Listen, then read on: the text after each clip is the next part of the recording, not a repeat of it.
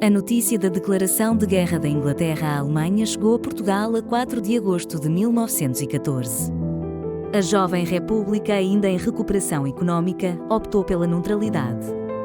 Neutralidade esta, bastante duvidosa aos olhos alemães devido a várias ações pouco neutras. Em 9 de março de 1916, inevitavelmente a Alemanha declara guerra a Portugal.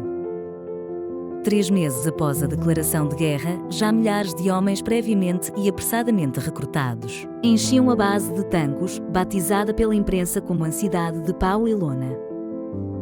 Após um treino intensivo a que foi chamado o Milagre de Tancos, as tropas portuguesas, agora designados como o Corpo Expedicionário Português ou a insígnia de CEP, marchavam rumo à guerra no início de 1917. Mas longe de ser um milagre, a instrução militar de Tancos não chegou para preparar os milhares de soldados para o que dali adivinhava. A maioria eram agricultores, pastores e gente de outros trabalhos manuais e pouco letrados, num país rural e pobre.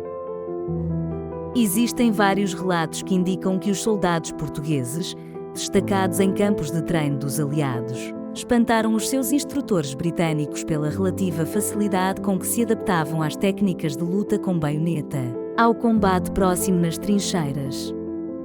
De pequena estatura na sua maioria, vinham de realidades pré-industriais, onde andar à luta era quase um desporto entre aldeias. No norte de Portugal, em particular, praticava-se o jogo do pau, cujas demonstrações em terras de França e Inglaterra provocaram a curiosidade dos oficiais aliados, que as filmaram e fotografaram.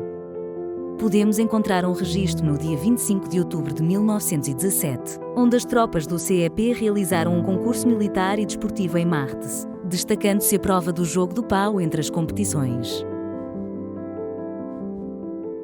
Podemos encontrar, também, o registro filmográfico inglês, de soldados portugueses a fazerem uma demonstração do jogo do pau em 15 de agosto de 1918 no campo de treino de Roufei, em Orcham. Em abril de 1917, o CEP, já com acampamento montado e trincheiras feitas perto do rio Lys, na região de Flandres, aguarda a terrível guerra. Passavam 11 meses. No dia 9 de abril de 1918, quando milhares respiravam de alívio e se preparavam para voltar para casa, chegou o inferno que tanto recearam. Eram 4h15 da manhã, quando caía a primeira bomba na trincheira, ceifando de imediato a vida a 10 soldados portugueses. Em apenas 4 horas, registaram-se milhares de baixas nas tropas portuguesas, contaram-se no final 1.341 mortos, 4.626 feridos, cerca de 1.932 desaparecidos e mais de 7.400 prisioneiros. Esta batalha, que marcou a participação de Portugal na Primeira Guerra Mundial, os exércitos alemães provocaram uma grande derrota às tropas portuguesas, constituindo a maior catástrofe militar portuguesa depois da Batalha de Alcácer Quibir, em 1578. Neste esforço de guerra, chegaram a estar mobilizados quase 200.000 homens. As perdas atingiram quase 10.000 mortos e milhares de feridos, além de custos económicos e sociais gravemente superiores à capacidade nacional. O escritor e reconhecido pesquisador Reinhard Heynard recolheu o testemunho em primeira pessoa de José Silva, um dos soldados portugueses destacados em Flandres. Segundo o mesmo, os britânicos apenas tinham entregue 6 munições a cada soldado português. Estas gastaram-se num instante. Esperava-se ver bandeiras brancas por toda parte, mas não foi o caso. Os portugueses tinham as suas espingardas, mesmo descarregadas ainda eram paus. Mostraram então um espetáculo que fez muitos parar e os tratar com dignidade.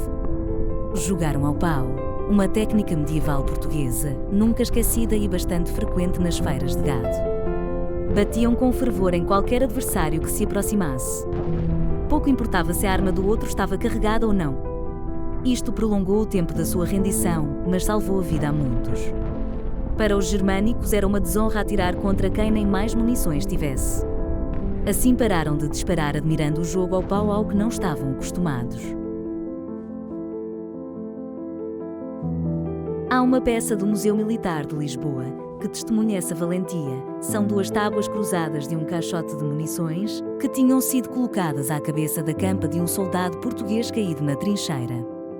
Porta a seguinte inscrição em alemão: Hier ruht ein tapferer Portugiese. Em português, um bravo português descansa aqui.